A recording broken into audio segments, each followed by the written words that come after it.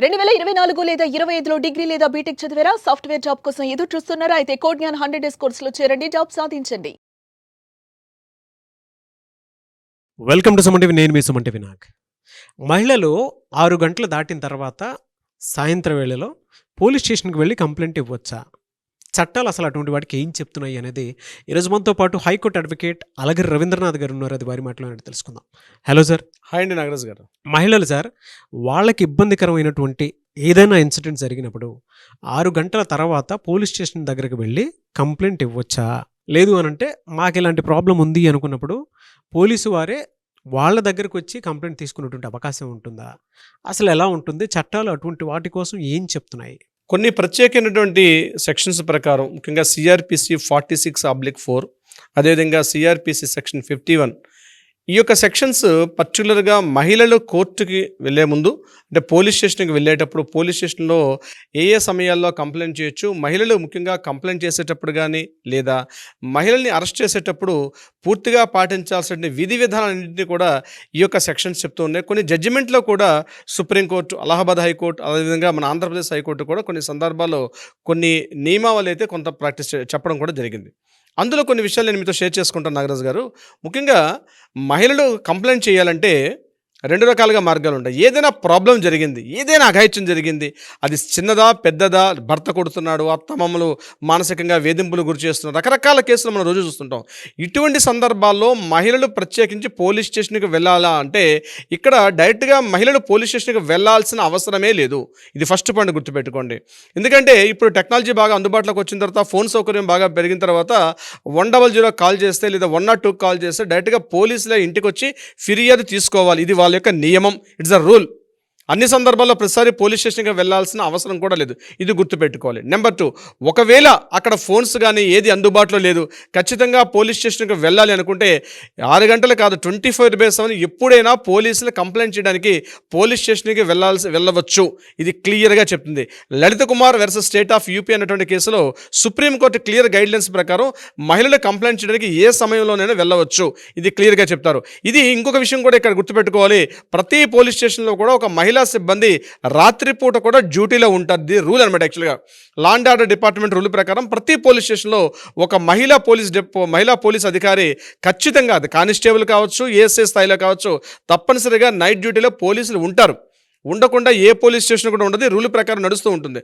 అటువంటి సందర్భాల్లో పోలీసులు ఉంటారు. ఇది నెంబర్ 1 గుర్తుపెట్టుకోవచ్చు. సో కంప్లైంట్ చేయడానికి ఏ టైంలోనైనా వెళ్ళొచ్చు, ఏ టైంలోనే కంప్లైంట్ చేయొచ్చు. అది ఎక్కడా ప్రాబ్లం లేదు. ఇది నెంబర్ 1. నెంబర్ 2, ఒకవేళ మహిళల్ని పోలీస్ స్టేషన్లో అంటే మహిళలు ఏదైనా కేసుగా నిమిత్తం మహిళల్ని అరెస్ట్ చేయాల్సి వస్తే కొన్ని విధి విధానాలు మనకి కోర్టులు, ముఖ్యంగా సుప్రీంకోర్టు కొన్ని జడ్జిమెంట్ ద్వారా చెప్పడం జరిగింది. అందులో ముఖ్యంగా ఇప్పుడు నేను చెప్పిన సెక్షన్ 51 ప్రకారం వాళ్ళని అరెస్ట్ చేయాలంటే తప్పనిసరిగా ఒక మహిళా పోలీస్ అధికారి మాత్రమే ఉండాలి.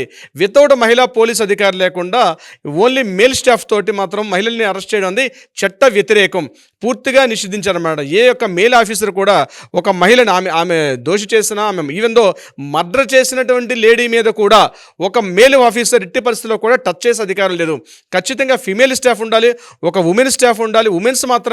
ఉమెన్ పోలీస్ అధికారులు మాత్రమే వాళ్ళని టచ్ చేయొచ్చు, వాళ్ళతో మాట్లాడొచ్చు. ఇంట్రాగేషన్ చేసినప్పుడు కూడా వాళ్ళు ఖచ్చితంగా అక్కడ ఉండాలి. ఒకవేళ మీరు అట్లాంటి సందర్భాన్ని కానీ గుర్తించినట్లయితే, ఏదైనా ఒక కేసు మీద మిమ్మల్ని పోలీస్ స్టేషన్లో పిలిచారు, మిమ్మల్ని పిలిచినప్పుడు అక్కడ మహిళా సిబ్బంది లేకపోతే మీరు ఇమ్మీడియట్గా నాకు మహిళా పోలీస్ ఆఫీసర్ అపాయింట్మెంట్ చెప్పి అడిగే హక్కు ప్రతి ఒక్కరు కూడా ఉంది.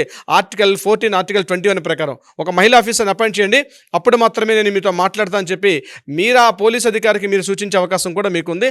అలా ఒక మహిళా ఆఫీసర్ లేకుండా కేవలం ఒక గదిలో ఒక మేల్ ఆఫీసర్ ఒక క్లయింట్ని పిలిచి ఒక ఏదైనా కేసు నిమిత్తంగానే పిలిచి మాట్లాడే హక్కు అది ఏ స్థాయిలో ఉన్నటువంటి పోలీస్ ఆఫీసర్ కూడా లేదు. అది గుర్తుపెట్టుకోవాలి. ఇక్కడ మీరు అడిగిన ప్రశ్నకి ఏంటంటే, అరెస్ట్ చేసేటప్పుడు కొన్ని విధి విధానాలు ఉంటాయి. అదేవిధంగా పోలీస్ స్టేషన్లో కంప్లైంట్ ఇవ్వాలంటే కూడా ఏ సమయంలో వెళ్ళి పోలీస్ స్టేషన్లో కంప్లైంట్ ఇవ్వచ్చు. మరొకటి, ఆ సాయంత్రం 6 గంటల వరకు మాత్రమే అరెస్ట్ చేసే అవకాశం ఉంటుంది. ఉదయం నుంచి సాయంత్రం వరకు కూడా ఎప్పుడైనా మార్నింగ్ 6 to ఈవినింగ్ 6 వరకు మాత్రమే ఒక మహిళ సంబంధించినటువంటి ఒక విక్టిమ్ ఎవరైనా ఉండొచ్చు, లేకపోతే ఎక్యూజ్డ్ ఉండొచ్చు, అతనికి సంబంధించి వాళ్ళని ఇంట్రాగేషన్ చేయాలి, పోలీస్ స్టేషన్కి పిలవాలంటే ఆఫ్టర్ 6 తర్వాత ఎట్టి పరిస్థితుల్లో కూడా మహిళల్ని పోలీస్ స్టేషన్లో పిలవకూడదు. ఇది ఖచ్చితంగా మన government of India rules, law and order డిపార్ట్మెంట్లో కోర్టు ద్వారా ప్రతి మహిళ పొందిన హక్కు. సాయంత్రం 6 గంటల తర్వాత ఎట్టి పరిస్థితుల్లో కూడా ఏ కేసుకైనా, అది సివిల్ కేసు అయినా క్రిమినల్ కేసు అయినా ఏ కేసుకైనా సరే ఎట్టి పరిస్థితుల్లో కూడా పోలీస్ స్టేషన్కి పిలిచే హక్కు ఏ పోలీస్ అధికారి కూడా లేదు. కానీ తప్పనిసరి స్థితిలో పిలవాల్సిన పరిస్థితి వస్తుంది. కొన్ని కేసుల్లో ఇంపార్టెంట్ ఇష్యూస్ ఉండేటప్పుడు మాత్రం తప్పనిసరిగా అక్కడ మహిళా పోలీస్ అధికారి ఉండాలి. అది కూడా మ్యాజిస్ట్రేట్ పర్మిషన్తో ఉండాలి. వితౌట్ మ్యాజిస్ట్రేట్ పర్మిషన్ లేకుండా డైరెక్ట్గా పోలీస్ స్టేషన్కి మెయిల్ని ఎట్లయితే పిలుస్తారో డైరెక్ట్గా పిలిచి ఇంటరాగేషన్ చేసే అధికారం ఆ పోలీస్ అధికారం మీద ఇటుపస్ లేదు.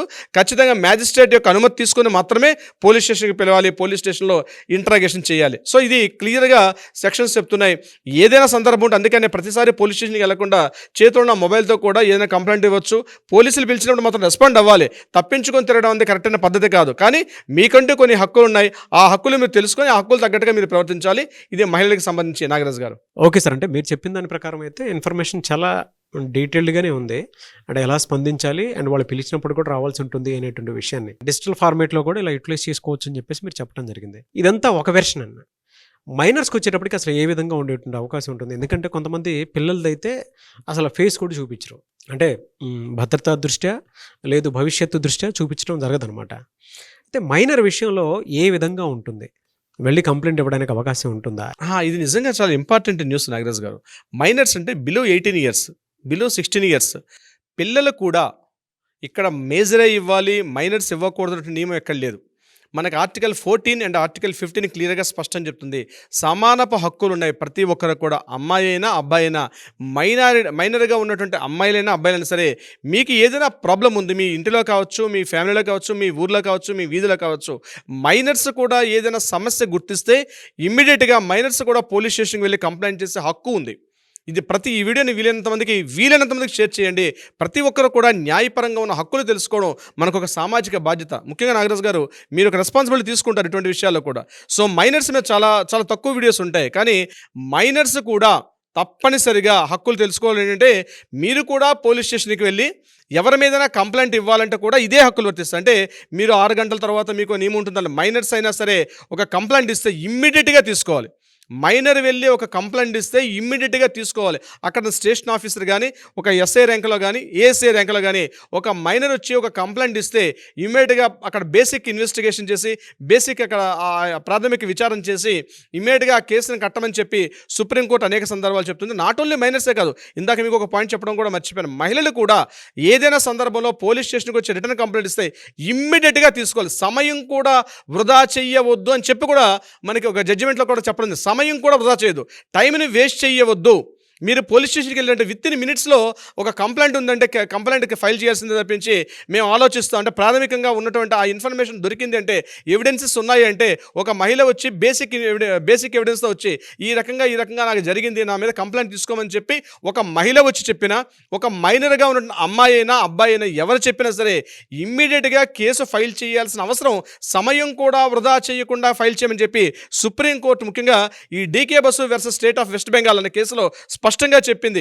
అంటే మహిళ వచ్చి పోలీస్ స్టేషన్కి ఎక్కినా లేదా ఒక మైనర్ వెళ్ళి మాట్లాడినా ఇమ్మీడియట్గా కేసు ఫైల్ చేయాల్సిందే. ఇందులో ఎక్కడ మినహాయింపు ఎక్కడ మాత్రం పోలీస్ స్టేషన్ ఇవ్వలేదు నాగరాజ్ గారు. ఇలాంటి పరిస్థితులు ఇలాంటి ఇన్సిడెంట్స్ ప్రతి ఒక్కరూ ఫేస్ చేస్తూ ఉంటారని, అటువంటి వాళ్ళు వీడియోస్ చూసిన తర్వాత okay he's the right person, I think high court advocate Alagar Ravindranath గారిని కలవాలి అనుకునేటువంటి వాళ్ళు, అపాయింట్మెంట్ తీసుకుందాం అనుకునేటువంటి వాళ్ళు చాలామంది ఉన్నారు. మిమ్మల్ని అప్రోచ్ అవ్వాలంటే ప్రాసెస్ ఏంటి? తప్పనిసరిగా నాగరాజ్ గారు ముందుగా ఒక రెస్పాన్సిబిలిటీ, ప్రతి ఒక్కరికి ఒక సామాజిక బాధ్యత ఉంది. వీలైనంత మందికి ఈ వీడియోని షేర్ చేయండి.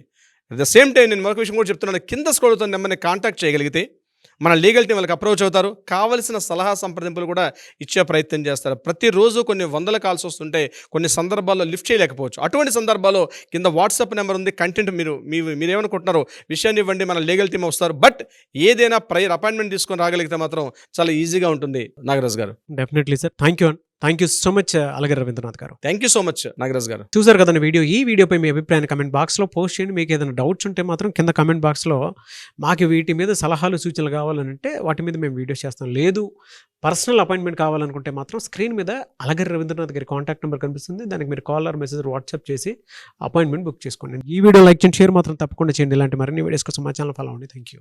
సుమన్ టీవీలో మీ పర్సనల్ అండ్ బిజినెస్ ప్రమోషన్స్ కోసం కింది నెంబర్కి కాంటాక్ట్ చేయండి.